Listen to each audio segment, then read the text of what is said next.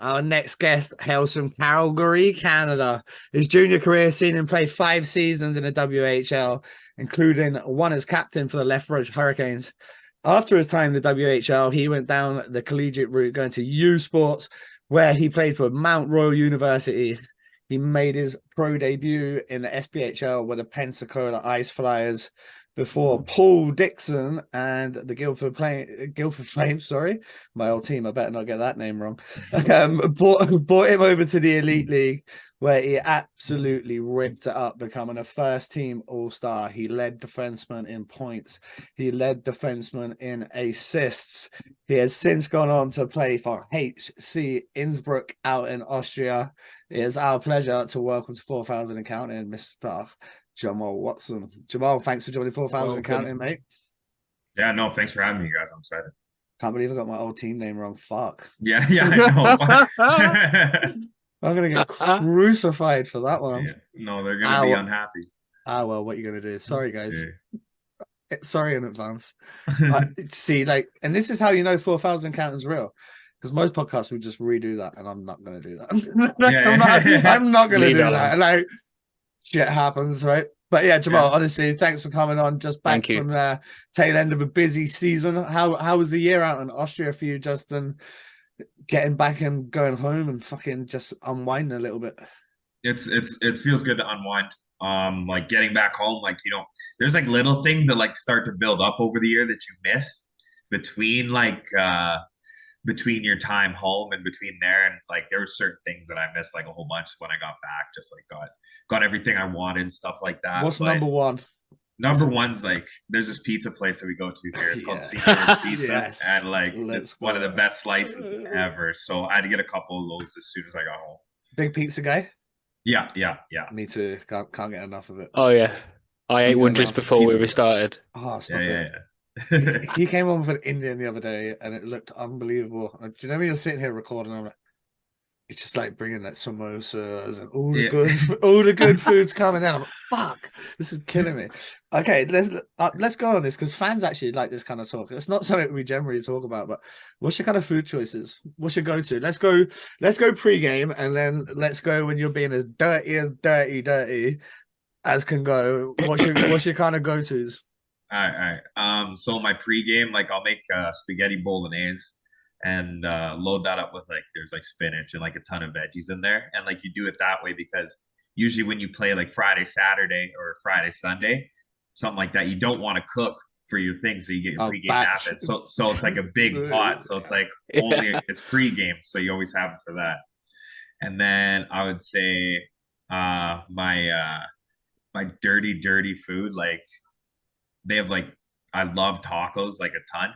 Like I love tacos. So like Taco Bell, like for fast food, I'll make them at home. Like I'm addicted to eating tacos. Like, okay, so if you're making tacos, what's your topping? If you're making tacos, what's your protein then? What's your protein on top of your tacos? I'm beef. I'm a beef guy. Ground beef. How hot we going with the spices and with the chilies? Are we firing jalapenos in there? Are we getting some Scotch bonnets? What's the plan? Oh yeah, that we're making it spicy. We're getting the chopped up jalapeno. We're getting the hot sauce on top of it. We're making this thing. We're making it like real pretty spicy. Like you have to like it. You have to like spice for it. Okay, so I was just out in Vienna. I was just out in Vienna visiting this guy at Christmas. Yeah. We got to sample some local food and well, glue wine. That was obviously my favorite. Yeah. That was obviously my favorite. What was kind of some of your favorite takes from being on Austria food wise? Because Mark actually introduced me to a couple of good things. I was like, whoa, that was good. Schnitzel, like a well done schnitzel and fries, is like very, very good. Like another good one, blue wine, like wintertime. That stuff's incredible. My favorite thing was like this Tyrolean dumplings, or like these cheese dumplings. Yeah. So like those things are incredible. Like I think like you get like 3 of them, and it's that's a great dish, I think, every single time. Mark, what are you saying? Hit the people up with some suggestions. Come on. I like Austrian goulash, to be honest. I can never go wrong with goulash. Yeah, goulash is just always good. Right. Like how we like to do things, Jamal. We like to kind of go back and roll it back to the start. So how did you get, obviously you're Alberta boy, so I don't think you really had much choice. I was going to say, how did you get into hockey? But you were fucking, you're from Alberta, and you were kind of going to fit the mold right there. But was there anyone in particular that got you into the game and kept you in the game and kind of made you want to be a hockey player? I think like I started skating at like 4. I remember I told my mom and dad like put me in skate. Like I want to go skating. I wanted skating lessons because I think my older cousins were playing hockey and stuff. So I was like, okay, like I want to go skating. And then first skating lesson, like I remember my mom and dad said I fell down and like started crying. And then my dad was gonna go pick me up, and the teacher told him, he's like, no, you can't pick him up because if he wants to be a hockey player, he can't cry. So she came over and she came over and told me like you have to get up if you want to play hockey. And then that was it. I got up and then took those skating lessons, and then a year later started playing organized puck with the ability of my parents being able to pay for it. And then just kind of like they kept me on the path ever since, where I've just enjoyed it, kept enjoying it. That's interesting that you say that the ability for your parents to pay it. Now, I know in the UK, it's a piss take, the prices that the kids have to pay, especially for equipment, because a lot of the equipment comes from fucking stateside, right? So then got to get taxed and shipped and everything over here before we can get our hands on it. I know now some stuff's coming from Scandinavia and that route, which is great. A little bit less taxes. I don't know how it works now we're out the EU. I'm not going to pretend to know. I'm not going to pretend to know. But let's just say it's probably a little bit cheaper from Europe than it was. But in my day, like if you wanted some new fucking pants and like a new bucket, you were going to like a shop in Vancouver to get kit sent over, to get it sent here, to get good gear. Like it wasn't that hockey shops are not 10 a penny here, whereas the costs are just so astronomical, like the monthly fees. And now I'm seeing actually more people in Canada complaining. Is it something that you're noticing with maybe like the minor sports in your area? Yeah, 100%. Like the biggest thing you see now is like if you look at like top of the line skates, they're like 1,200 Canadian. Like when I was like a kid, like 1,200, like that gets me like a full set of like gear. Yeah. And now it's just your skates, right? And that's top of the line stuff. And then sticks, I found out they're going for $430, like the top of the line ones here. Watching some arsey kid break a fucking stick over the crossbar after conceding a goal, you're like, right. Kid, you're mowing lawns. You're washing every guy on the street's car. Yeah. You have so many chores. That's just like it's crazy, man. Jamal, do you know what's different, right? I said to Mark in a couple of episodes back, right? When I was a kid, the Bison in Basingstoke, they were in like the Super League, which is equivalent of the Elite League now. So they were in the top table, yeah. Yep.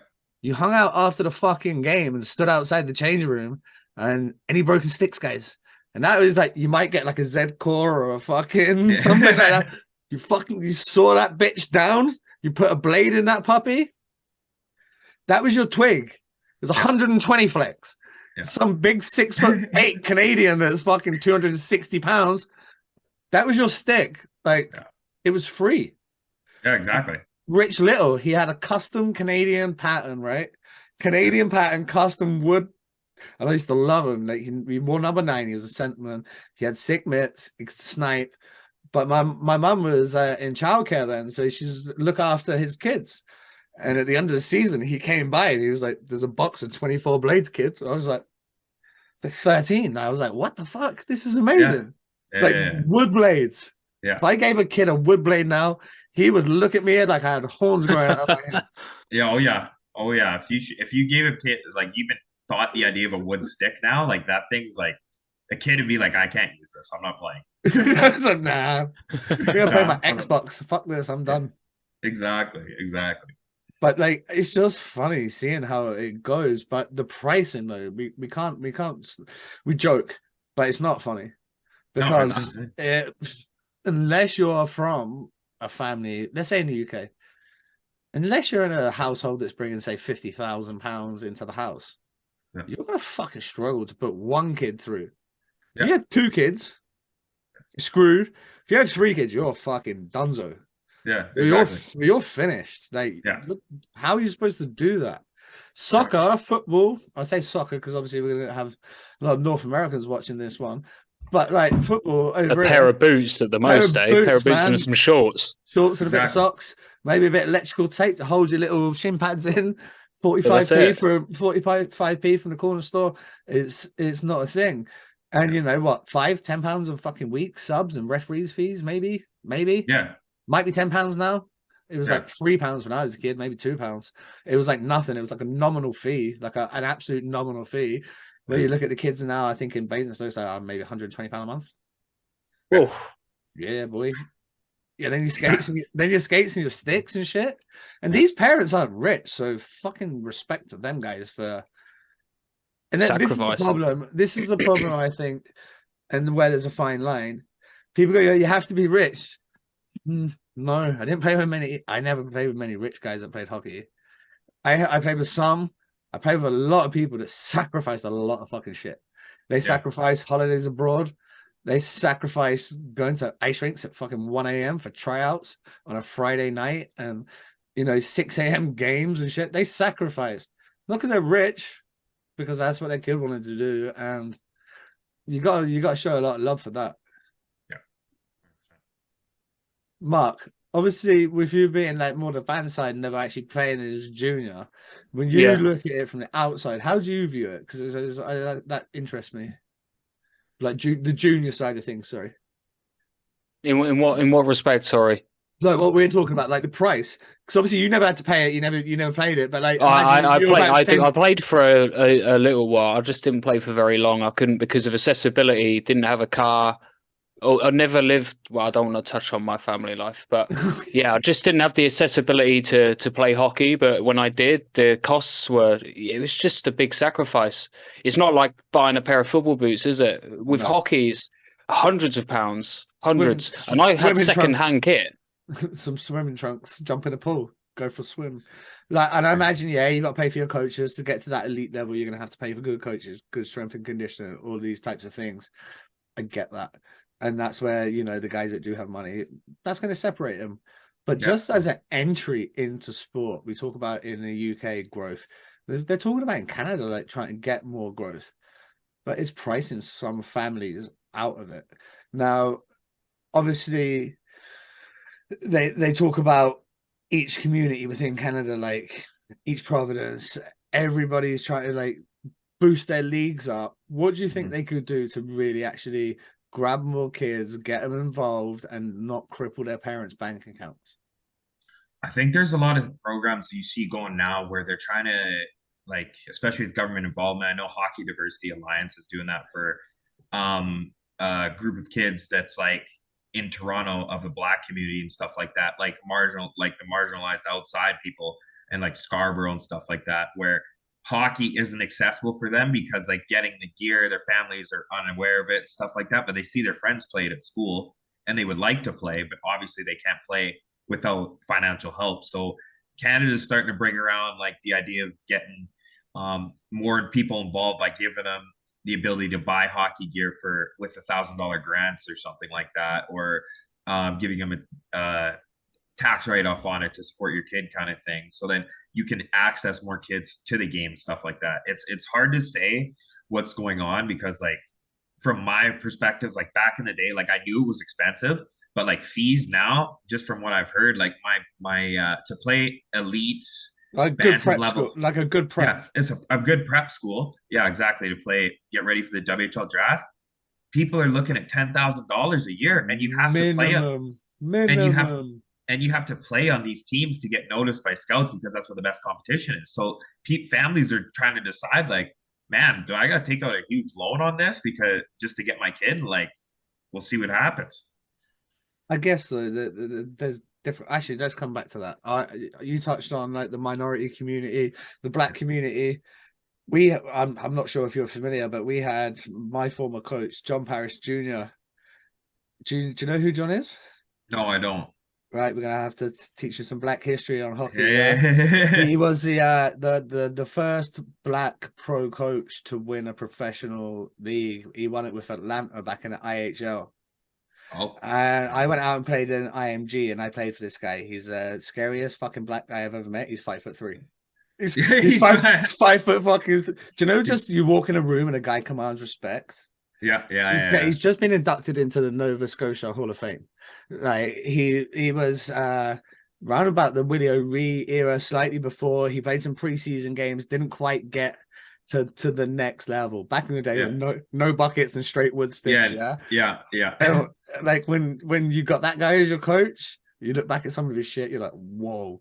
But anyway, so we had John on, and this guy is he's a psychologist as well. He's just like he's a mind fuck. Like, that's why I loved him. He's my favorite coach I've ever played for, because he'd bring you in a room, you're like, oh my god, I'm so scared. What's he gonna do to me? Like, he could just torture you mentally. He's so smart, so intelligent. He's a psychology professor. He's got you in the room. But then when we get him on here and we're talking about the issues that me and you are talking about right now, how do we get black kids involved in sport?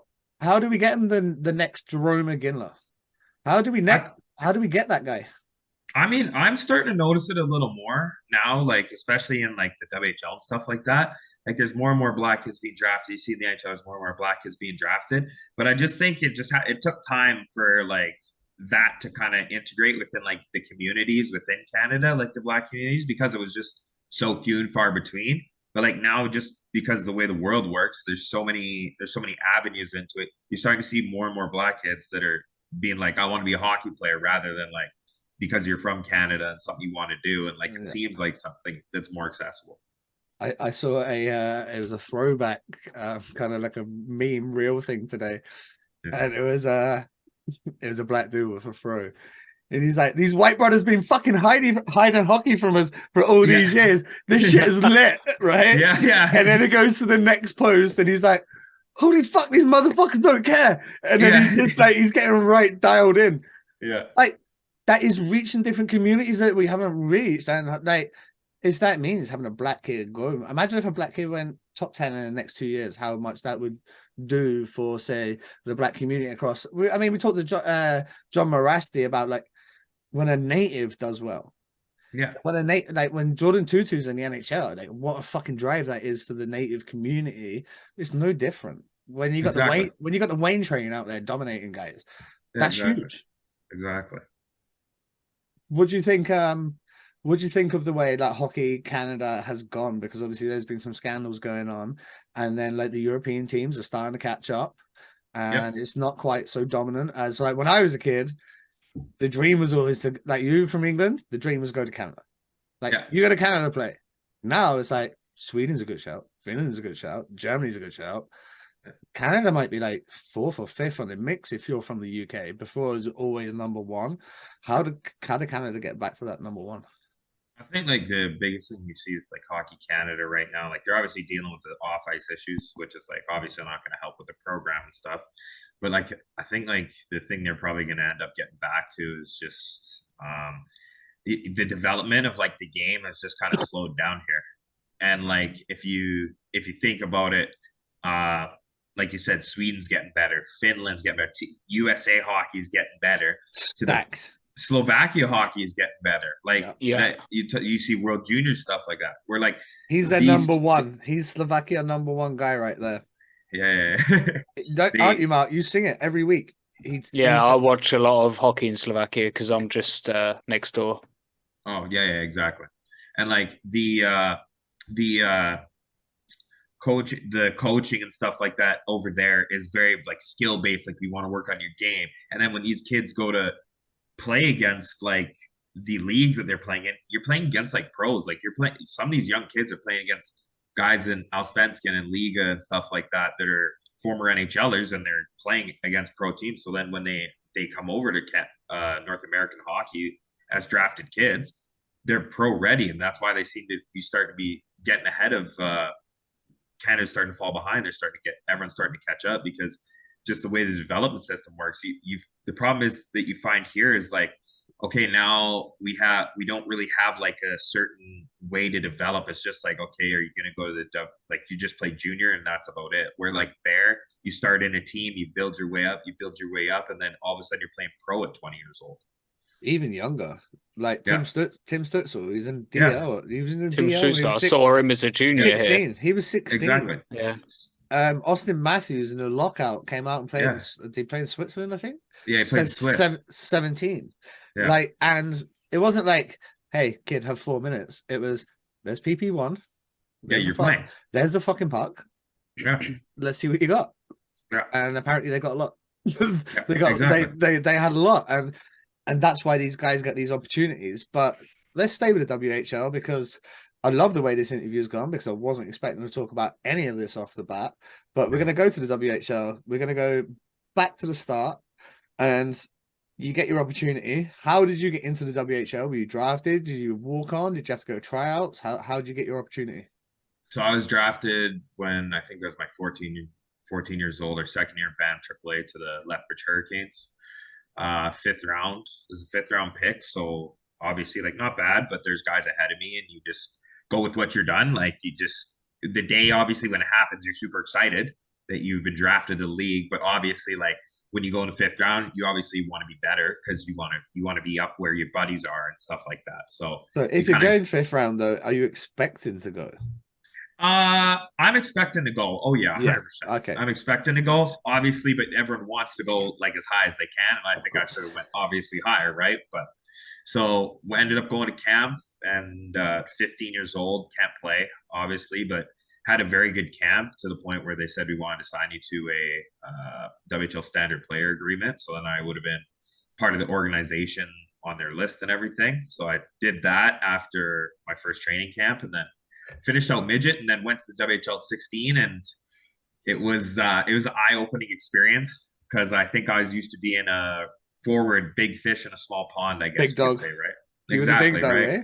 I scored my goals. I was on the power play. I got to take all the thing. And then when you're 16 going into WHL and you're playing against 19, 20-year-olds, some of them NHL prospects, and there's so much talent around you, you obviously get humbled pretty quick.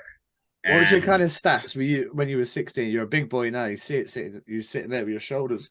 But when you were 16, what were your kind of stats? How tall were you? How heavy were you? Coming in out of bantam into like the WHL.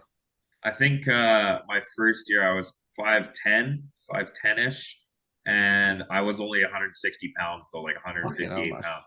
And back in the Western Hockey League, it was a big bruisers. Like, there were some heavy boys out there. And I remember came in at that size. Just obviously was just a good skater. That was my biggest selling point on why I ended up getting the opportunity to stay. And then that first year, I played over, I think I played 69 of the games out of the 72. But obviously, great memory, by the way. Yeah, and great memory. I think it's the thing is that you find out though is you would play. I'm playing 4 or 5 minutes a night. I don't get to play 15 to 20. Yeah. And like as a 16-year-old kid, like that was like a tough experience to go through, kind of thing. So even though you only played limited minutes, you're putting up like 0.33 points a game. You're 21 points in 69. You almost finished the entire season, missed 3 games. So it shows like you've got good durability in you. And it shows if you're a coach or a scout or whoever's up top, you go, this kid's got something. You know, he's mucking in with limited minutes. The next year, your point production, it creeps up. 20 plus 18, 38 in 72 games. It's not just the points, it's the fact that your goals went up by 15. So that just goes to show that they're obviously now trusting you in a bigger role. What was it like going into that second season and being given that bigger role, getting the opportunity to, you know, put the puck in there? I think the big thing was our first year we weren't very good. But our second year, that never helps. Yeah, it never does. That never helps. So our first year we weren't very good, but we were a younger team. So that second year there was a few 17-year-olds that were all playing together. We all had an extra year under our belts, and you get bigger and stronger, like 16 to 17. It is what it is. You're going to get bigger and stronger. Testosterone kick, right? And you just fill out a little bit. And you know you have to when you're playing against like the guys that you know after doing it for a year. So the second year just kind of like things started to gel, and I knew that it was my draft year that year, so I wanted to give myself the best chance I could possibly get to get to the NHL Combine or try and get to the draft and make some names. And obviously didn't work out the way I wanted to, but like getting 20 goals was like a huge accomplishment for me because it was like, okay, you're taking steps forward in the right direction, building your game. So you didn't get the draft shout, right? What more would you have had to do as a second year to tuck 20 to get there? what more from your game do you think that you would have needed to give these scouts? Because I mean, 20 goals and being fifth on your team and scoring as a second year defenseman from the outside looking in looks fucking alright to me. Okay, so actually, this is when I played forward that you guys have to remember because I used to be playing okay. right So you wing. played Yeah, forward. Yeah. And, so I was playing right wing before that. Oh, what? And then you just thought I was going to say, yeah. move back to D and take the rest of your career off, eh? Just Yeah, that's it. Yeah, just, forward's way too difficult. I don't yeah, want to it's deal way with too that. hard. Too much skating as a forward. Forward check, back check. I'm like, no, that's not. Yeah, Nah, that's right. I'm not Just for do the that. one. Okay, so when did you make the switch then? And So that didn't happen. And who made you make the switch? Was that in Seattle? No, that happened in U Sports actually. That was in my Okay. So it was a pretty crazy happen. So I had my WHL career, played the whole forward, played out as a forward kind of thing. And then I went to university, played 3 years of forward again, and like did well. It was good to get my degree, having a good time. And so our fourth year, things kind of go south. So preseason comes around. One of our D men blocks a shot, breaks his hand.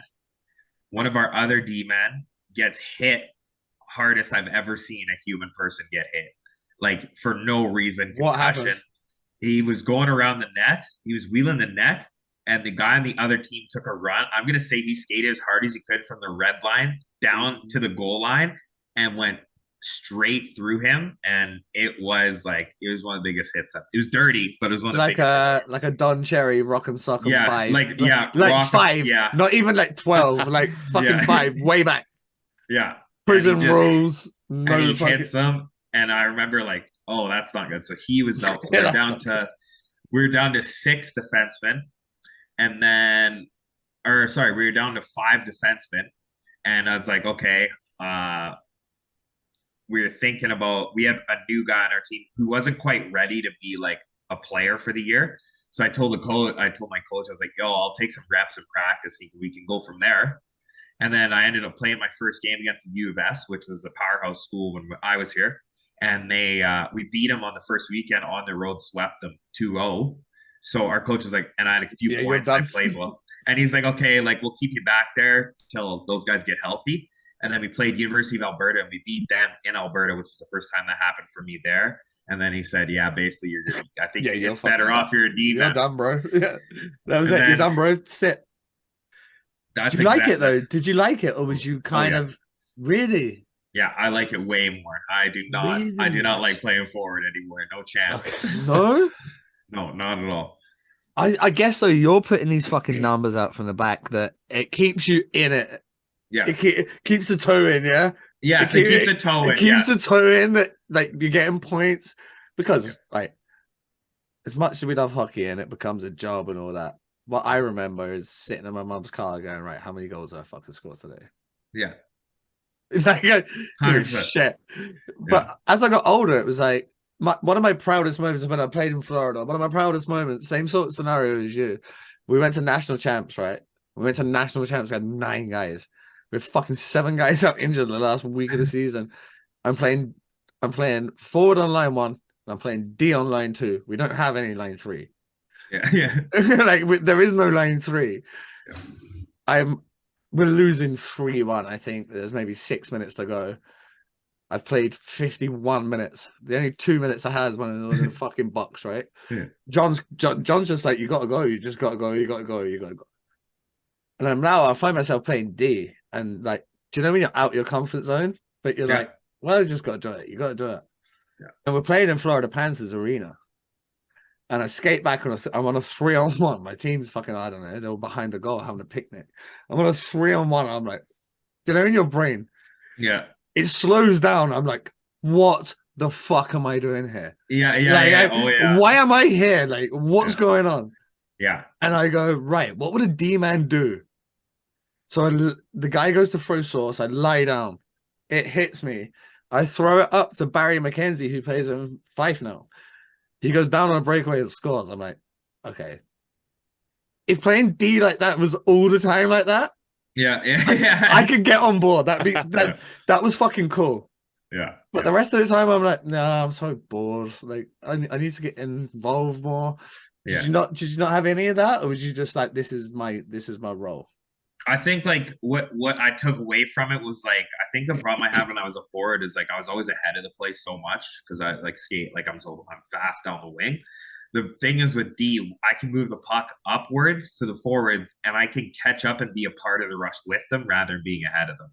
And like as soon as I kind of figured out the timing of that, that's kind of when my game really took off with it, where it was like breakout pass, jump into a seam, and then all of a sudden I'm leading the charge down the middle with two guys on my wing coming from underneath, and the other team's winger isn't accounting for me because he didn't realize he had to get that back check that hard up the ice. Yeah, by the way, I'm so glad when I come to watch you play in Guildford, I'm so glad I was fucking done. Like, I was just like, fuck this shit. Like, no, want no part. They've got another kid this year, this Tate kid.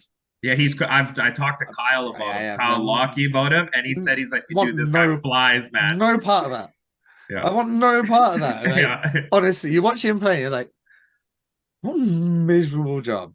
Oh yeah. And this is what the fans don't understand. Like, you guys just watch the game, but you don't understand on Thursday that someone's coming in and going, right, your assignment's this guy.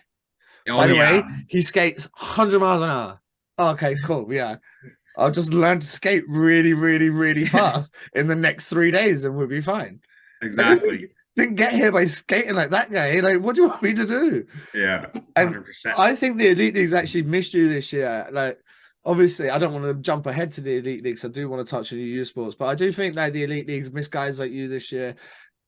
I like that kind of style of play, and it's understandable that you were going to move on. But let's go back to youth sports for a little bit, because I think Guildford, they kind of unlocked the door when they went to youth sports.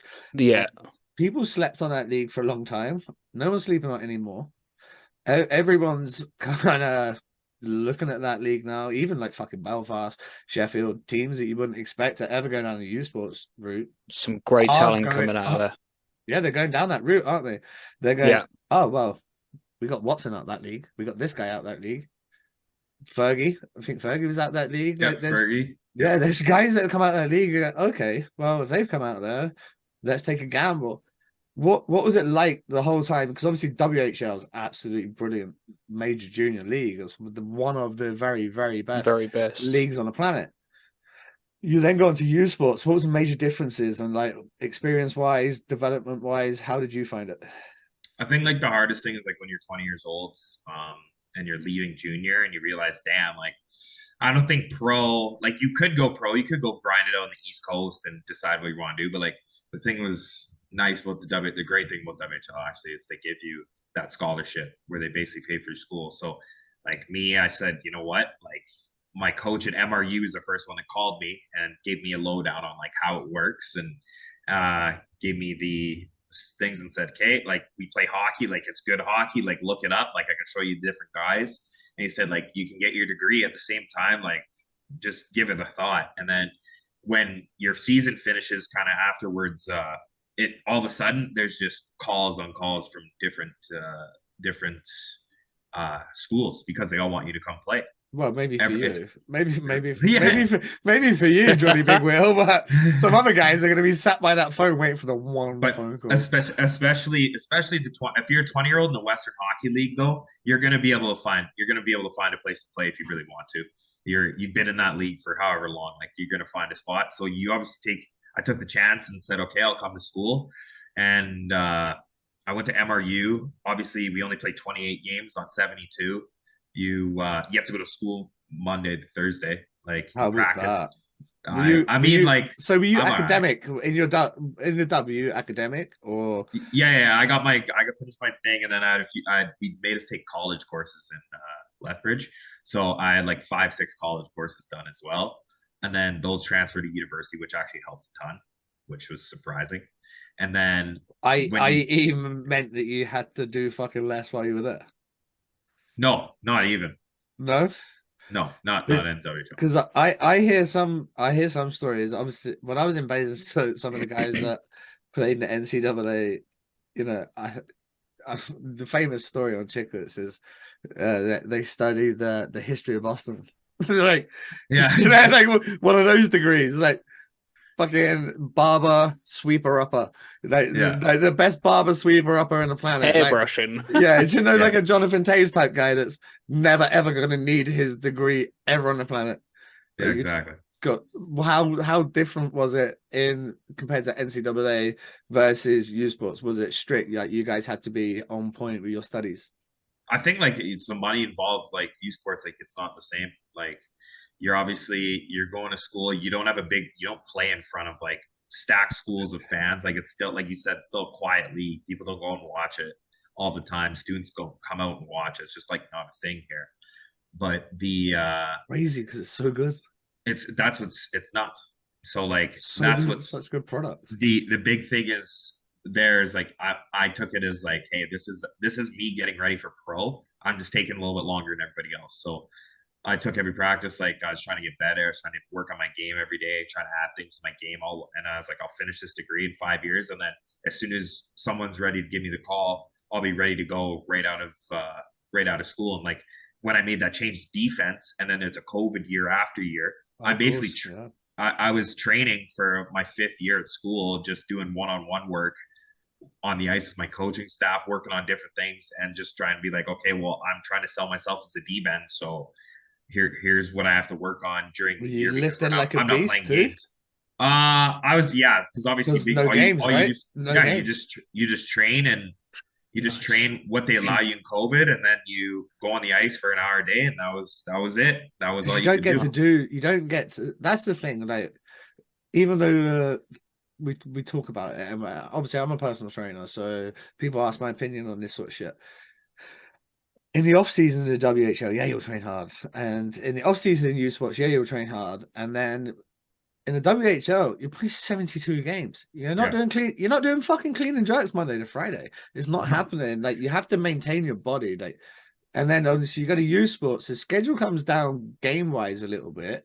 So how do you tailor your training around that? Does the game wise just come down? You still basically play one a week for 28 weeks, so the season's still the same length, or you play a short format where you can train heavier either side, because you always see that guys come out midget. They come out midget, they're 6'1", 190, they go 4 years school, and then they're 6'1", 230.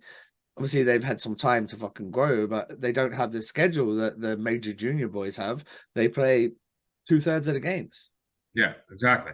And like you touched on it perfectly right there. It's like when you do length of games of like 72, like it's a pro schedule, like for kids. So you don't have time to work on, like, you don't have time to work on detail stuff in the gym. You don't have time to work on your skills and detail stuff. You're just like, you're practicing to get ready for your next game, basically. That's what you're doing. And then when you get to the lower schedules where you're playing 28, 30 games like they do in the NCAA and U Sports,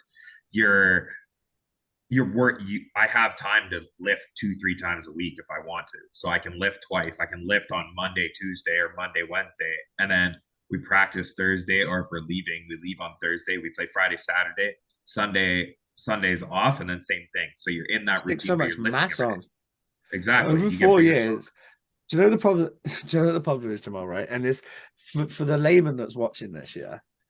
If I said to you, over the next 4 years, you're going to put 2.5 kilos of muscle on per year, you'd be like, yeah. And if you put 10 kilos of fucking muscle on in 4 years, I don't think you understand how much muscle that is on a fucking human being. Like, yeah. People don't know shit. They don't know. They don't know, because they go, 2.5. Yeah, but that's only that. Yeah, but you're going to drop some body fat down, and you're going to start to fill out into your. That's a fucking lean muscle tissue. Yep. If you can put on 10 kilos of lean muscle tissue in 4 years without sauce, solid. You're doing a very, very good job, and you're going to be a different specimen of a human. Like, and the NCAA and U Sports allows you to do that just with the reduced schedule. That leads me to my next question. You've played both schedules. I know which I would prefer. What did you prefer? I'm a shorter schedule guy, man. Oh, really? Yeah, the 72, like, as much as you hate to say it, but like it's the practice, but like there's times where you'd go through a game and like I don't even remember a thing that would happen. I'm like we're tired. We just had this is our 5th game in 8 nights or 8 nights. You're just sitting there. You're playing through the game. You're like, man, I can't wait to rest after this. Like, you just You're already on the bus 3 eating a sub before you know what the fuck's going on. Like, you're going, exactly. Wait, did we just? Yeah, we just played a game. And like, what's just going on here? Like, I get it. Thinking. Do you know when it normally is though? When you get to pro level, that's normally owners going, "Oh, that's a good gate that day. If we do that day, that's a good day. We're gonna make some fucking dough if we do that. We're gonna sell so many shirts back." But I don't know how it is in junior. Like, how was it in junior that terms? Like the amount of fans that were like turning out for you guys.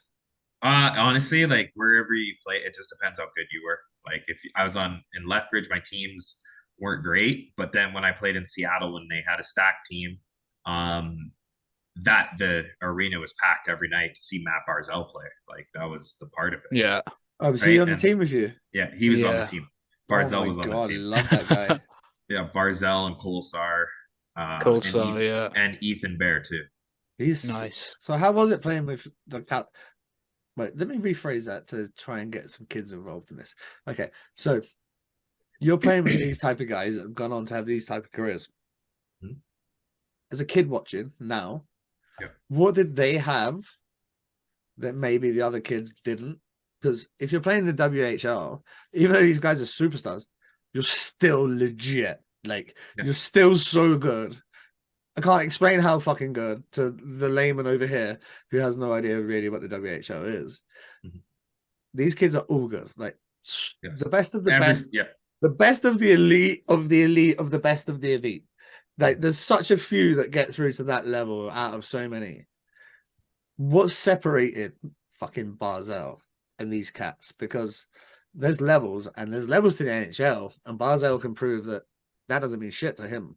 Then they're not his fucking levels. He's got his own he's got his own ideas of the levels. So I just wanted to know, you get to see these guys up close. What was the difference? I think like the thing that made those guys special, obviously Matt Barzell's like a rare case, like a first round NHL pick. Like he had edge work. His game was so complete. Like offensively, he was strong. He had good compete level, unbelievable hands, unbelievable skating with speed, skating in tight spaces, stick handling. Like his game was so refined and like well played that like you knew when he played, the game was slower for him in his head than it was for everybody else. Like that was for sure Barzell's thing where like he just controlled the play because we played the game at the pace he wanted to play it at. And that was what made him like so good. How brutal was practice? Oh, with playing against checking him in practice. just switched to D. Yeah. Was you still at D at this point? No, I was forward there. I was still well, that's all right. You'd be like, yes, but still like I got my guy. I got my guy. Fuck you. Like, and then guys like Kolsar and Ethan Bear, like Kolsar is a massive guy, big, strong, heavy dude that hits hard. So then when he gets his way to the NHL, he just fits that mold of like he wanted to be a big, strong, like forechecking guy. And now he's making $1 million a year doing it. We obviously talked about your U Sports. What did you study? I have an accounting degree, actually. Oh, what a nerdy fucking thing to study! I know, man. What fucking nerdy. Like the least cool thing. So you're gonna come in with like I fell into it because like the teacher asked me in accounting. She was like,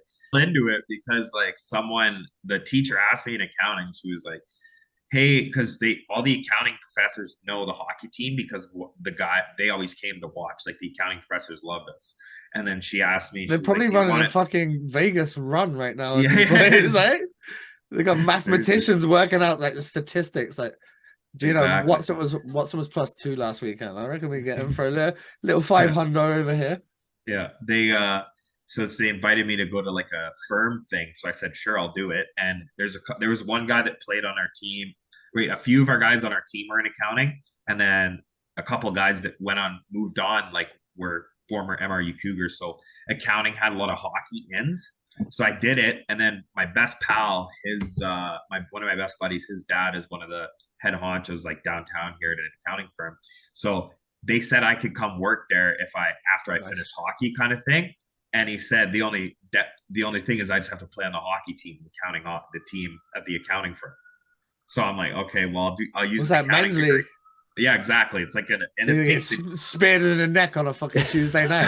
Awesome. That's gonna be so much fun. 10:45, and then 10:45, get a run from behind from Yeah. fucking Bill in accounting that's gonna smoke you from behind. Go water cooler the next day. Yeah, remember that guy that used to play for Guildford Flames? Yeah, I got him. Got that guy. So like, yeah, I just kind of stumbled into it, but it's been like, it's a good degree to have. So I think it's something I could use even after. Okay, so are you a numbers guy? Do you play with like stocks? Do you do any of that sort of game? If you're into the numbers, I do a little bit of sports gambling, like the NFL season. NFL season's the one where like I like to do a lot. Like it's fun to like can't lose too much money. Like, it's only 18 games. Unlike yeah. NHL, if you're betting 82 games, up and fucking down. Jesus. Exactly. Them balls this size. I have buddies that play a lot, like played every day, like on teams and stuff like that. And I'm like, man, do you ever win? He's like, yeah, when I win, it's great, but damn, I'm on a losing streak. And I'm like, you've been on a losing streak for like 2 weeks, bro. He's like, I know it sucks. I played with guys like that in Basingstoke, and like real, actually full blown addicts. It was kind of sad, and I creeped in. My toe was there, yeah. I was in the water I was gambling every day. Oh yeah. I was gambling every day. I was fucking gambling on virtual dogs, man. The fuck is that? What the fuck is going on? That's when I was like, yo, this is it. Like, I need to. No, it's not that I don't ever gamble anymore. I've massive step back from it. But so, excuse me, can you top that up, please? Profiles and stuff. I was like, I'm gambling on virtual dogs. What am I doing? This isn't good. I don't mind. Tyson Fury is fighting Usyk at the weekend. Yeah. I might go, I fancy him in the 8th. I'll have a bet. But I was, they would be like, yeah. And it's the fucking 4:44 at Liverpool. And I've got a bet on. I'm like, why have I got a bet on this race? Yeah, why am I checking my phone when I'm at work? And that was... It's a scary thing, man. I didn't realize. I just found myself in it, and that was because I'm not gonna get everybody that's watching this. Everybody that's watching this that knows me knows exactly the player that I'm talking about that put me in that road, and I think he's still on that road. Honestly, talent-wise, dude, one of the best players I've ever played with, and that was a demon of his. Yeah, and. We laugh and joke about it. We always have a bet, and we're like, because now like we're able to, and we're capable, but it can fuck you up if you're not ready. Oh yeah, you like take something on like that can just slowly creep in your life, and then your game gets like destroyed, and like all of a sudden it's a spiral just as quick as it like happens. It's so sad to see, man. Honestly, I've seen it happen to a couple of guys. One of my favorite guys. I don't mind telling this story because he wasn't a. Let me play this out of my brain. Let me play. Man, so when I started playing up in the Elite League, I was, I don't know, 17, 18. Playing Basingstoke, they were dumpster fire. But we had some fucking beauties there. And we had a guy, he came from the Alberta U Sports kind of program. And he was a numbers guy, but he was a fucking roulette machine guy. Yeah, sitting there tapping it. Yeah, oh fuck yeah, tapping it over. He thought he was Rain Man, yeah. Like coming to practice, he'd be like, "Boys, got this fucking. I got the method. I got the method for. I got the method. Like, okay, you had the method for fucking 40 weeks, yeah. Like, let's go. Why are we still rolling in on this bus? If you had the method, we'd be rolling in PJs up to Manchester. Like, we would joke with him, right? We would joke with him, and he come in. That was how he decided. That was how he ate lunch. If he didn't win, he didn't eat lunch. Oh, so you better win. Oh, way. Yeah, and then he'd be like, it was so strategic, like tight as fuck, tightest guy I've ever played, one of the tightest guys I've ever played with. But in his budget was his gambling and how much he planned to win from his strategic mathematician. Like, honestly, it was wild, and I loved it. I loved it, but I was 17, 18, and maybe probably shouldn't be around that so much. Yeah. Might have explained the later gambling addiction, but hey. Expose that early. Right, let's go back. Mark, I know you want to touch on Austria. I want to touch on the Elite League, but I know a lot about the Elite League, so I'm more inclined to go down the Austria route right now, mate. Let's do it. Yeah, how did it come? Sort of. Let's not touch on Guildford yet, but how did it come from going from Guildford to Innsbruck? So like I said, you had a good year in Guildford. Things just were rolling my way as hockey's playing well. Like you just have those times where like things are doing just going great for you, and like I was like, all right. I started getting reached out to by a couple of like agencies and stuff like that because they want obviously are like, hey, we think we can move you up to the next level. We can kind of help you navigate your way through so you can get that, you can get in that big money, get in those big money leagues like the SHL. At that point, EIHL. did you have a agent? I did have one, but I knew I was kind of moving on because just like the way it was going to work, like you know what it's going to be. It's kind of like a college agent sets you to your first pro job. See you later, dude. All right, exactly. Yeah, this is bigger, better kind of thing, and like it is what it is. So then I got a call from Innsbruck. They said, yeah, we've been watching you, like your game, stuff like that. So like, let's be in touch. And this is during like, I think last year, like around this time, maybe a couple weeks before. So they're like, okay, let's touch base in a week or so. And then they kind of contacted back and said like, hey, this is what we got for you. The coach made it sound like, our coach over there made it sound like, this is a good way to be a stepping stone to like the big money leagues, like the DEL, the SHL, stuff like that, where you can keep moving up. So I decided to. The race car just come into the show. Man, what seriously. It sounded like that. Someone just parked a Ferrari behind you. The fuck just happened? I'm up in an apartment building. And is that your boys? That's unbelievable. That was so loud. That was crazy. I thought your boys were playing GTA in the background. Like, no kidding. That was outside, like 10 floors down. That was nuts. So then he kind of broke back to it. Mitch brought me in and said, like, hey, this is a good way. My agent said the same thing. He said, yeah, this is an opportunity to move, like, do well, move up. So I kind of said, all right, let's do it. And signed the contract and then went straight from Guildford. I think I got back home like May 4th. And then August 4th, I was in Innsbruck, Austria, ready to take on the new season. What a spot as well. Did you like Innsbruck? It's one of the most beautiful cities in the country. It's incredible, like how nice that place is. Like it's between two mountains. The weather was like unbelievably nice all year. Like what, like Guildford then, though? Just rainy Guildford. Just like Guildford. Yeah, just like Guildford. Exactly. Exact same weather. So sunny in Surrey, man. Beautiful. Yeah. The city was like incredible. There's so much to do, and it's like so many things close to it that like, yeah, like there's mountains, there's tobogganing, there's gondolas everywhere. You can go up every single place and just kind of explore around. So like, is that in your contract? What do you mean? That you're not allowed to go to fucking tobogganing during the season. See, so we went. If you just left the Elite League first All-Star and I sign you, you ain't going fucking tobogganing, mate. Sorry. You can wait until March for that shit. You ain't doing that during the season. I know we went on like the sleds like the one day, but we did, I went after the year. I went snowboarding one time on the big mountain. It was sick. It was so cool. What's the coach feel about that? Like, at the end of the year, he doesn't care. Like, so is this postseason, yeah? Yeah, postseason. Okay. Yeah. But unless you like crush your ACL, and then he's like, and then he's like, I wanted to bring you back next year. Yeah, like what you doing? Yeah, and I couldn't imagine if you got hurt like snowboarding or something like that, and then like you come in, you're just like, yeah, my knee is absolutely torn. He's like, how'd you do that? Oh, I fell. Yeah, slip getting out the shower. I slipped on the ice outside. It's very sunny. Honestly, like that is legitimate anxiety. I'm not a big anxiety guy, but I've had it. I've had anxiety, and that would be a situation where you're sitting there, you're about to call the coach, and you're like, oh my god, oh my god, you would feel oh my god, oh my god, what am I gonna say? And then you can play it out 700 times, and then you bring him up, and he answers, and everything that you've just rehearsed for the last 7 hours is just gone. And it does not go the way. See you later. Yeah. And you go, you're gonna lie, and then you go, skiing. Oh shit. Yeah. Oh, okay. Yeah. I ski down a mountain, maybe buckle my knee.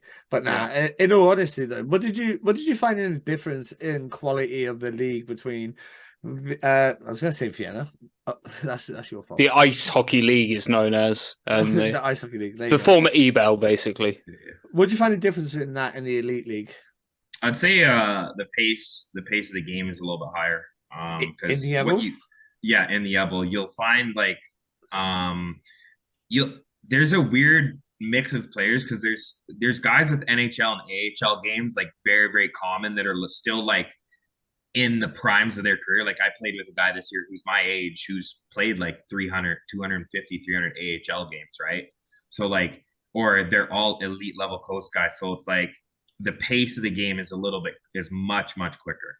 And then the second kind of piece that like I found was like the Austrian players. They're a little bit younger than some of the UK guys that I found. Like the UK guys they're starting to get older now, but the teams, the good Austrians are all younger guys. Like there's the old ones that have been there forever, obviously, but the speed and like the of the young kids that are there. Like when we played against Red Bull, it felt like I was playing against 12 robots the whole game. They all can skate. Like everyone was unbelievable skater on that team. And they like, always get the pick of the best. Yes, exactly, right? Because they have the money and stuff like that. But the difference between that and the elite league is the elite league you could I could control the pace of the game if I wanted, like when at times when I was playing well there. But then in the EIHL, like I have to fit into the pace of the game. If I don't, like if you don't skate well and if you're not a part of like the play, like you get exposed for being a terrible skater up there. And like that's a big thing. Was like you leave a guy open, it's in the back of your net. You can't take any kind of shift off against some of these guys because there's some serious talent there. I missed what you. Sorry, Matt. I missed what you boys were saying. I was just going to ask on the difference between the numbers in the leagues, i.e., Austrians in the EIHL and Brits in the Elite League. What was the difference, and how do you think the difference affected the leagues? Because I know the numbers are quite different. Yeah, I kind of like touched on that where it's like the Austrians, you can tell like hockey's been a part of their like thing where they elite leagues like the British ice hockey still getting built up. You're still creating players. And you can tell Austria's a little bit ahead in that where it's like the young kids are ready to play pro. Like we'd got like the Austrians on our team are young guys, like they're all 23, 24, 22, and they all can skate, they all can play because that's their highest levels to get to the Austrian league. So you have to be able to play at the level of those guys that are What about there. The kids before that? What about the kids at 17, 18, 19, 20? Because that's the ones that the Elite League right now are losing to the National League because these kids are talented. They can go to the Elite League, but they either go to school, like yourself, they go become a fucking accountant or stockbroker, or they go down the trade route and become a fucking sparky or a plumber or a painter and decorator, or whatever they are. They're a trade, which means if they're a trade, they're 150, 200, 250, 300 pounds a day. Now you're going to have to try and offer them money in the Elite League, 200 pounds a week. They go, what? Yeah, they got you here. I made that this morning. Morning. What are you talking about? And then the National League go, well, we'll give you 450. Mm-hmm. So you just lose these players. They just have zero interest in going up there because they're like, well, I'm now a Sparky making £200 a day, 5 days a week doing that. And then at the weekend, I make £200 a day doing that. I'm making 1,800 quid a week. Exactly. Or fucking whatever it may be. Terrible maths. It's actually 1,400 quid a week. Yeah, 1,400. Brutal. I can't believe I just did that. But yeah, do you know what I mean? Like, how do you grab these kids? And I also want to know what the difference is, like that age gap over there. You talked about like 23, 24, 25. What about these kids that are 18, 19, 20? So they have their academy systems kind of thing, like the exact same way where they have like Innsbruck had an academy under 17 or under 20 team. Red Bull has an under 20, VLAC, like all these places have under 20 teams where kids go play, and that's where you develop. You play against kids that are that age. So it's kind of like their junior. It's obviously not going to be as talented because like the population for it's much smaller than Canada and the US and stuff like that. But when you play against that, you're obviously going to get guys that are special. And then when they go up and play in the ice league at 20 years old, and they forge themselves against like AHL level players. And if you're not ready to go, you're an import spot. You have to, like, you get basically thrown away. So it's kind of like you got to get in there by fire and just bring your game as much as you can. Because we did have a kid this year who's 20 years old, who was fresh out of junior. He played in Halifax, St. Peters, and he basically Quebec Major Junior League, yeah. Yeah, Quebec League as an import over there. So he was an import in that league. he's a good player over there too. I think he had some good numbers. He came here and he's 20 years old. He's Austrian. They're going to give him a good amount of money because he's a good import. They think he's going to be good. And then he plays on the team. And now when he's on the team, it's like, okay, now you're a pro, like be an adult now. Where like a lot of us, like guys like me, that it's like I'm a second year or third year pro, but I'm 25 and I'm 28 now, but I went through like junior, I went through university, and I'm a more mature person. You did the billets, you did the dorms, you did the fucking everything along the way to here, but these guys haven't experienced that. You do get a few kids as go on. There you go. You do get a few kids as well. I noticed through following hockey. When you get the full roster, you've got like you do in the old EPL, we'd have a few young prospects. Yeah. But you've got the connection with the Alps Hockey League as well. A lot of young junior Austrians go and play in the Alps Hockey League, and they're still mixing it up with pros that have played very good level, and then they sort of get like a promotion up. Below? Yeah, and then they get like a promotion up into the EIHL. I know that Vienna cut their team this year, I think financially, possibly, but there's still a number of the clubs in the Ice Hockey League that have teams in the Alps Hockey League. Mm-hmm. That kind of bridges that gap a little bit, like you were saying, Watty, between like the younger kids trying to get up into the top tier in Austria, as such. Okay. Yeah. Right, let's move on to the Elite League, because I'm sure that's what fans have been tuning in for. They're going to want to know that, even though this has been epic so far. One of my favorite actual interviews so far. This has been good. I've done over 200 of these, dude. This is so easy for me to do an interview with you because you just flow. So let's talk about the Elite League. You go to fucking Pensacola in the SPHL. What were you thinking going to SPHL? Because your talent. What the fuck were you doing going to the SPHL? Oh, by the way, don't you love coming on a player podcast? Because the fan would be like, hey, so did the East Coast route not work out? Fuck that. Why did you go to the SPHL? Because obviously I've seen you play ice hockey. You don't need to be playing down that league. Was that just the only opportunity? Or you thought, you know what, Pensacola's pretty cool. I'm just done school. I'm going to get the fuck out of Dodge, hit a few pucks for a few weeks, and then head over to Europe. So I think I was a COVID casualty. Is a big part of it. Yeah. So my fifth year of university, where it was like, okay, everyone knows I'm a D man, because the year before I was playing D for like I played D most of the year. Then I switched back to forward like near the end. Then he moved me back to D because guys are getting healthy. So I was like, I told him at the end, our coach at the end of the year, I said, okay, I'm a D man. Like we're not. And he's like, yeah, okay, that's fine. And then COVID happens. Season's canceled. Things start going out of control. So I'm like, oh shit, like, okay, I guess I better finish school. So I was here finishing school, and then the coast that year, I was going to go play in Brampton, actually. Nice, the beast. Yeah, I was going to play for Brampton as a forward that year when school was out, and just finish school online because it was online anyways. But instead, Brampton, they didn't play that season in the coast because that was the year there was like 12 coast team, right? Because they were in Canada. So then they brought us on or whatever and said, yeah, no, the season's canceled, so we're not going to have a year. Like, you guys are released from your things, free to do whatever. I was like, okay, well, this doesn't really affect me. So I was finishing school. I just decided, okay, I'm not going to try and get into the coast. It's too hard right now because it's just 12 teams. Like, there's just less jobs. It is what it is. I finished school, and then in about March, the agent I was working with at the time put something together and said, yeah, Pensacola's looking for guys. They're looking for a D-man. And I thought about it, and I was like, okay, let's go look up where this is, because I don't know where this is. Let's go get speared in the face on a fucking Tuesday night. Awesome. I'm looking, I'm like, damn, that's SPHL. Like looking at it, I'm like, okay. And I've talked to my coach here and said, what have you heard about the SB? He said, I've heard it's like kind of a goonish league, but it's gotten better. And he also said, a thing you have to think about as well is with the coast being like so much smaller that year, the players filtered down, so there's coast level guys. Quicker down economics, right? Yes, exactly. So there's 5 or 6 teams playing in the SP at the time, and I'm like, okay, I'm gonna go down. I'm gonna get some film for me, basically some actual film of like pro hockey against players, and then I'm gonna get the fuck out of Dodge.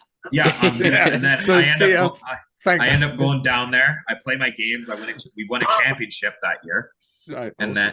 Yeah, we won a championship that year. And then I'm leaving my exit meeting, and he goes, "So, were you looking to play some hockey next year?" And he said, "For list." I said, and I was like, "Okay, I'll think about it. I'll let you know." But I was like, "I'm not playing in the SB ever again." So then off season kind of happens, and coast teams are calling, and then Guildford's giving me a call as well. So it kind of all stemmed for like just from going down to the SB and just getting a little bit of film. Okay, so with the coast teams calling, everybody knows. Well, obviously you're smart. You went to school. You went to school and got a degree. You know that the coast is fucking bullshit. It's yeah, It's I fucking didn't want bullshit. it. Like we can dress it up any way you like. It's good hockey, yeah, but it's a bullshit existence. Mhm. Like it's a grind, man. The coast is Oh not. yeah, The coast is not what you think it is. it's not friendly. The UK fans go, "Oh my god, this guy came from the coast." I go, "Poor motherfucker." You have no idea what that guy just been through for the last 54 weeks. You have no idea. His life's just been bullshit. Over here, what, you're gonna bitch around a fucking 6-hour trip to Fife or Dundee? Yeah. Not if you were about to do a 19-hour trip on the fucking coast, you weren't. Yeah, exactly. No, you're not. No, you're gonna go, woof. A nice home game. That's a that's not bad. That's a nice a little easy one. The fans that are over here don't get, like, you boys from Alberta. You're playing junior. Close game was 6 hours across the like you're gonna cross you're gonna cross the prairies. It was miles away, but to here, that's so far. Yeah. What do you think the difference like within like travel to like Austria versus U Sports versus Guildford versus anywhere else you played? What's the worst travel you've ever had? And any funny travel stories? Because ice hockey teams are notoriously screwed on road trips.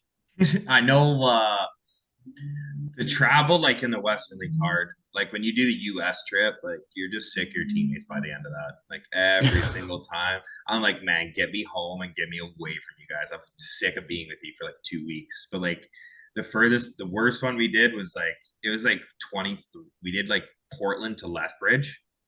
And the thing that happened in the middle of the it was like 19 hours normally.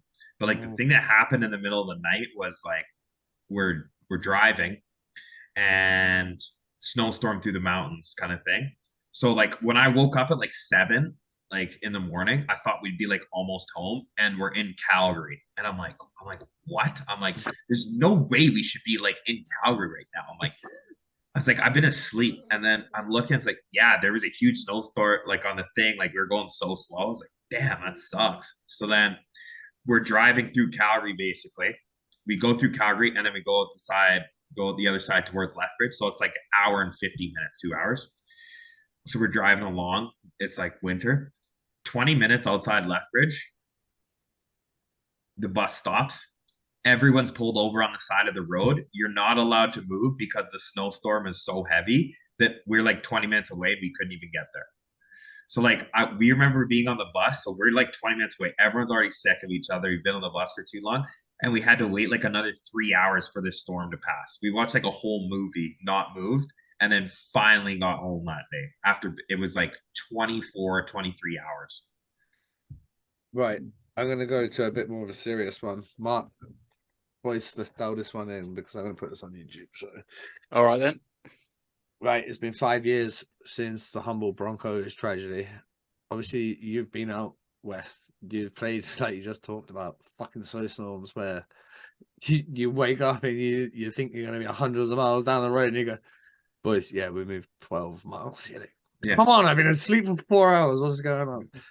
It's been 5 years since so many young lads and staff, physios, sports team, fucking everybody in the sports team, they lost their lives. It's brutal. And I've seen some people put their sticks back out this week, which is nice. It's a nice touch.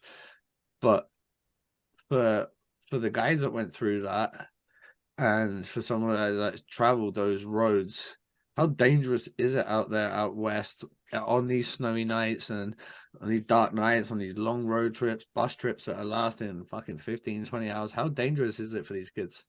Oh yeah, it's crazy. Like even there's where unfortunately the crash happened. Like it was just because of like the snowstorm, middle of the road. Someone like things just can go wrong so fast. And like they're in a flat area. Like when you're going through BC in the mountains and stuff like that, like you're driving down those roads and you got to be doing 80 to 100 kilometers an hour to keep up with the trucks, the semi trucks. So you're obviously just going through and you're just like, you never know what can happen. Like Mother Nature takes its case, or kind of like, and someone's not paying attention, or something goes wrong. Like it can happen like that. And like everyone that was in the hockey community could relate to like what happened in Humboldt, because like that accident can happen to anybody that's a part of hockey. And like I think that's why it hit home for so many people and why it was so tough, because the amount of times you get on the bus and then all of a sudden like you're somewhere, like those kids were going somewhere and then things didn't work out in their favor and they lost their lives, which is like the worst part about it. Yeah, brutal, man. Absolutely brutal. Yeah. Let's go back to the Elite League. Obviously, we touched on in the intro the fact that you got named an All-Star. You led the league in assists. You led the league in points. Was that something that you were confident in before you came here when you were looking at the guys that were signing the league? Was it were you confident that you were going to be like coming in and like stamping your authority on the league as a D man after these times going forward D, and kind of try and mix it up and then going, fuck it, I'm a D man. This is where I am at. And were you confident you're going to come in and like stamp your authority like that? I think like, especially talking with Digger, like Paul, like I asked him, like a first question was, I'm playing D, right? And he goes, yeah, no, I want you on D. I said, okay, that's good. First answer. And then he's like, I just want you to play like what you do as D-man. I want you to be offensive play. And I said, okay, like, you know what you're getting with me? Like, I'm still learning the position. So I'm playing off feel and everything, but like, I promise I'll get better. So it was kind of like him giving me that confidence vote to say like, yeah, we want you to come. We want you to do this. And like, as for like, in terms of like how I thought I was going to do, like, I was just out there to be like, I want to have as best year as I can. And I want to move up to the next level. That's just the way I've always been. Like, I always want to move on. I don't want to be comfortable like in a place. I don't want to sit there and just be like, okay, I'm happy here. Like, more of an adventurer, yeah, more of an adventurous guy. You want to go and test the waters at the next level. Exactly. You want to play against the best kind of thing. And I knew when I got there, we played our first game against Coventry, coming off a COVID season. I only had like 6 games a year before because of like in the SPHL. I was getting up the ice, making plays. I remember I scored in my first game. It was a cup game. And I obviously, one thing I try not to look too much at websites and stuff like that to see who's signing where and everything. Like, cause then you just start doing the comparison thing and you kind of like get in your own head. And it was like, all right, I'm just gonna have the best year I can. Then as things started rolling, we saw we had a good team. We had good talent, and our power play was good. I was playing a lot, and Paul was giving me every vote of like confidence to say like, hey, this is what we're gonna like, keep doing what you're doing. Things just started to keep rolling, and like when like everyone's been through where things just keep going right, and like I just had some good stretches during that year where things just happened to fall my way, and I was taking advantage of things and playing as hard as I can. We had a good team around me, which was really nice. What was it like playing with a bunch of British kids for the first time? I liked it. And Digger is about this fucking northeast hard bastard, miserable fucking best guy you ever meet. I played for Digger, like absolutely one of my favorite coaches I ever played for. He's just, Watty, I need you to do this. Okay. Mm-hmm. But he would look at you and he'd tell you what he wanted you to do. And for me, you know, a coach that beats around the bush. There's nothing fucking worse. I love a coach who just goes, Watty, do this. I go, all right. Okay, I can do that. Yeah, I can do that. You just tell me what you want me to do. I'm going to do that. And I'm going to do that to my best of my ability. And that's what I loved about Digger. But like the British connection, all I hear from imports when they come over is like, I love the fucking Brits. I love the Brits. I do. I do. I really, really do. Because I had Owen Griffiths. So just been we on had him on here a couple of weeks back. Yeah, Owen Griffiths. That guy's comedy all the time. Rob Lakowitz, who's been playing pro for 17 years, 175 years. Yeah, he's right. I always I remember tweeting at him or something because he put something up. I was like, "Yo, let the kids play, man." Give him a chance. And he's like, "No." And then no, no, I'm not going to. And then who else do we have? Jordan County, who's on Glasgow. He's fun. He's a Scottish guy. And like when I first heard him talk, I was like, this is awesome. That was and then we had Mac Howlett, young British kid. and Longer, the goalie, Adam Long, and he's unreal guy. And like they're all truly like the thing is cool about like the British guys, like they're just like North Americans, man. Like we're the exact same people.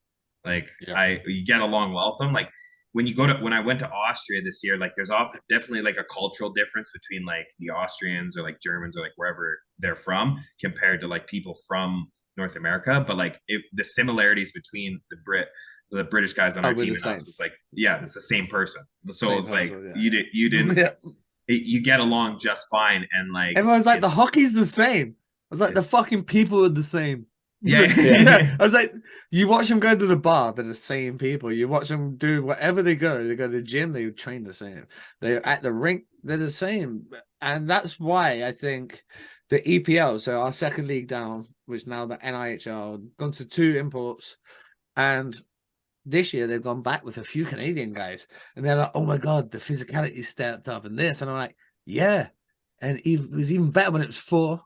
And it was 4 guys, and it was 4 guys like that because it made us better. It made us so much better because we've got to play with these guys, and the style just suits, doesn't it? Yeah, off ice style, fucking suits. They fit in. They fit into the culture. They come straight into the team, and you go, right, we're going for beers, and the boys go, exactly. Yeah, let's go. Let's go. And it's the same guy. It's just another Brit. And how you guys probably view it is just another fucking Canadian. But it's just that it is that close, and that's why like my season early on in Basingstoke, I had guys that coming straight out of the coast looking after me as a 17-year-old. I was making no money in Basingstoke. Those boys made sure I didn't pay for a beer. I didn't pay for a soda. I didn't pay for a Subway. I didn't pay for fucking shit. And like, they treated me like unbelievably. The boys treated me better than the club treated me in 1,000%. I can't explain how well the boys treated me, and that was because it was just the Brits and Canadians. It's just that match made in heaven when it comes to hockey. Like we get on so well. Mark, we've kept Jamal for a while. I want to take him onto some cheesy ones, and I'm going to start him with your best teammate you've ever had. Best teammate. Like you just talking like guy that like I like hang like one of my best buddies. You know, okay. Right? Okay, so if I said to you tomorrow, right, you got to pick one of your teammates to be your best man, your guy. There's going to be one guy. There's going to be one guy. I'd say the best guy I ever met. His name's Graham Hood. He was our captain in Lethbridge. I played with him for 2-3 years, and it would have been 2 years. He like I just got like that guy he was the guy that took me under his wing at 16 and when I was 16 and he was 19, and then when I was 17 he was 20. Like we just hung out and we stayed in touch like ever since. Cool older guy. Like older guy and like cool. Like I'm talking like really cool. Like he does cool stuff now where I'm like, man, you are so cool. And he's like, yeah, I know. I'm like, yeah, sure. Just the beauty, eh? Yeah. Okay, that leads me to my next question. It's a little bit different. Who's the biggest beauty in terms of like in the locker room, maybe around the dorms maybe around the dorms in your circumstance? But who's the biggest beauty? You're like, okay, we need fucking 7 of this guy on the team just because it's a riot every practice, every night out. I think like one of the guys I played with this year is like his name's Adam Haluka. Sick player, really. Sick player, like nasty. That's one of the best guys I've ever met in my life. Like truly always down, like in a good mood. Like always goes for beers, always got your back. Like, and then like whenever you want to have fun, like he's the starter of the fun. Like he's always the one to like, all right, we're going over the line, and everyone's like, yeah, let's go. Tuesday practice. He's the guy who's getting around, right? Okay, make sure you have dress shoes. Dress shoes for Tuesday practice. Coach is like, why the fuck are you guys got shoes on? Nothing. No reason. No reason. No reason. He's going, right, boys. Got the reservations. Okay. What about the best player? The guy that you go, okay, actually, I'll open it up. Either with or against. Best player with or against. The best guy I played with was in a random tournament, Chesty 4-on-4. It's like a tournament in Calgary that like the money is you pay $500 a team, and then the winner, there's like 12 teams, and then you get all the money whoever finishes first, right?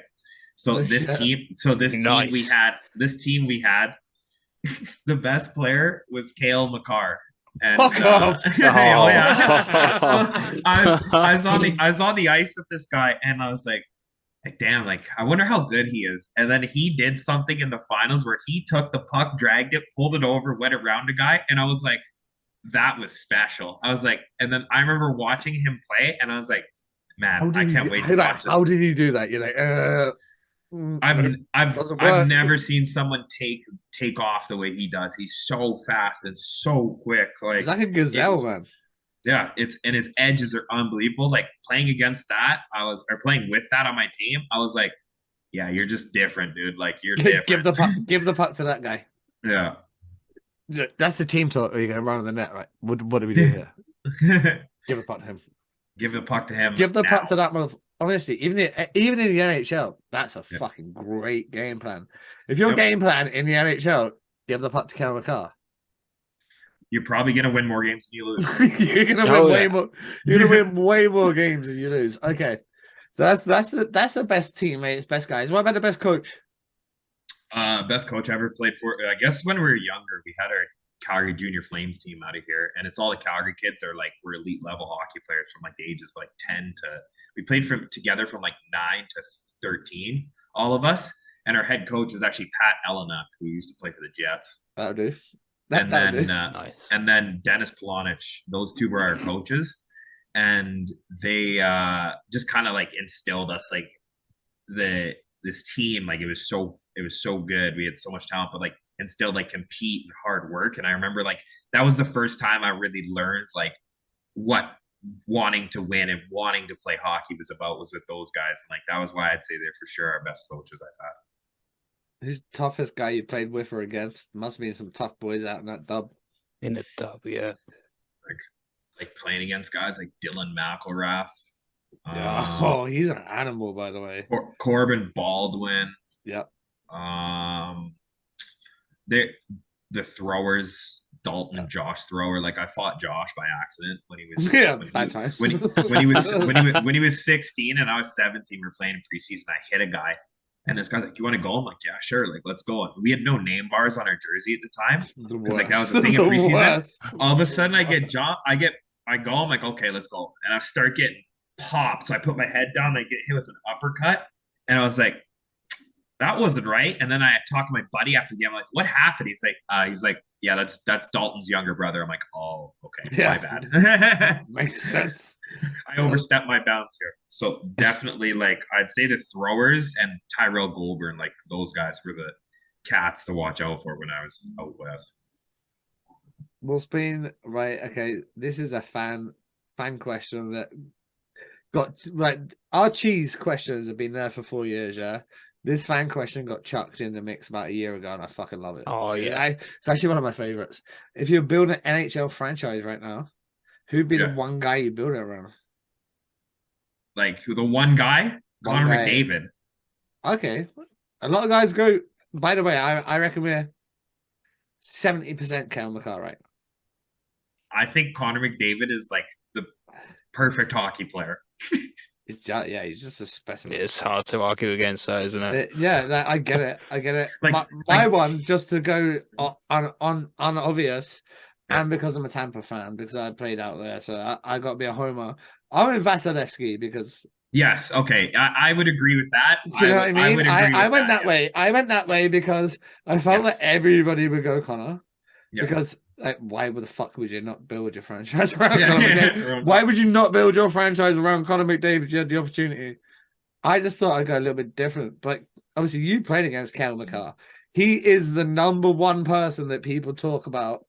Do you think that is a justified response from about 85% of our guests recently? I think, yeah. Like, if you look at it, he's younger and like a defenseman like that, it just gives you like you have a guy that plays 30 minutes a night. Like if someone said Cale McCarr, like that doesn't shock me that like I would take Cale. Like if you said I can't take Connor, I would probably take Kale second. Oh, okay. That interests me because we never get in deep like this. Who'd be a third then? My third, Because that might be a bit more. That might be a bit more of a wild card because these two boys are so good. if you take out goaltending, because Vasilevsky should be third, is what I think. I think like if you were taking a third guy, I would have to put it on like Matthews or Nikita Kucherov. Oh yeah. Oh yeah. One of those two. It's close. Like Matthews, you'll get around 50, but like Kucherov, that guy's 110 points automatically every year. Yeah, cheat code. It's cheat code. Yeah. And he looks like he's not trying when he plays. Oh, by the way, how infuriating is that? Yeah. How infuriating is that? The coach goes, "You're not trying." 3+2, man. Yeah, like 3+2. Shut the fuck up. the stat line's fine. yeah. You just pipe down with it. I'll just talk to the assistant coach for this one. Yeah, but I got 3+2. Yeah. we won 5-1. I got 3+2. And you go, oh, he did that. You don't notice it. And then you go, and he moves. And it's just like one movement here, one movement there, and his edge work. And this is what I kind of equate back to you. Like your edge work's missed in the elite league for young defensemen. One kind of final point before we go for a story for the boys. One final serious point. Elite League looks like it's going 15 imports next year, which is an increase of 1. Do you think that's going to help or hinder the game in the UK? I think it'll get faster when you add that extra import spot. Like you're as long as teams do their homework and you bring in the right guys, like you see it, especially a team like Guildford. Like if they can use one more import spot, you're going to get another talented player. And then when you add another talented player to that thing, that just deepens your team. And like, as long as the import guy, like you're not bringing in guys that aren't going to help build the game, obviously, but I think that's starting to get out. You bring in talent, you add another 8 guys that are like high level coast players that had good numbers. You can bring them over here, want to make some bank and like start their feet in Europe. That's exactly what they need, is where it's like the pace will just get better next year. I promise you that. Right. That wraps us up, other than a story for the boys. So is there anything you've been saving in the locker from your time in U Sports, and your time in the Dub, from your time in Guildford, wherever it may be, just one story to see us out on the way into our next episode? So I think I'll give you did Ripper Turner or Owen tell the Belfast story about our sticks? I don't know if he did. Okay, I've done so many of these things recently. Okay, so we're going to Belfast the one day, and all right, we're going to Belfast for Friday, and then we play them Saturday Friday, and then we have Saturday off, and then Sunday or something like that. Like we're going there now. Dangerous in Belfast. So we're getting there. And all right, we're gonna fly there that morning. You have to fly, get on the bus, bang. You go to the hotel, you go to the arena, you play. So we go through the whatever. We get on the flight, normal day. So we get off the plane. So we all get off the plane. We file out into the Belfast airport, right? And we're all standing by the conveyor belt, and we're standing there for like 45 minutes. And okay, all the bags went through. We're all still standing there. Hour and a half goes by. Boys are starting to get antsy now. We're like, hey, like, what's going on? Like, where's our bags? So Digger and Rob are up at the front desk. Hey, so like, where's our gear? Like, we're missing our hockey bags, our sticks. Like, where's our gear? And they go, okay, we're gonna go look. So they go looking, and all of a sudden, they're like, we have no bags. No bags, no sticks. So we're like, what do you mean? They're like, okay, we can send them over on the next flight. They'll get here.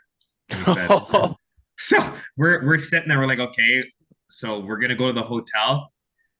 We've already wasted an hour and a half, 2 hours. It's like a short turnaround. So we're gonna go to the hotel, and we're gonna wait and see if our gear comes. So we're sitting there waiting. We go take the bus to the hotel.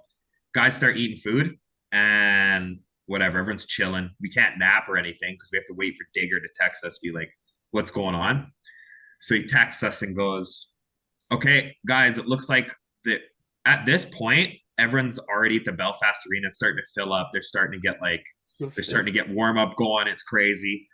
We're sitting there, and Digger goes, okay, I don't think our gear's coming, so you guys can. All right, we're not going to play. The game's canceled.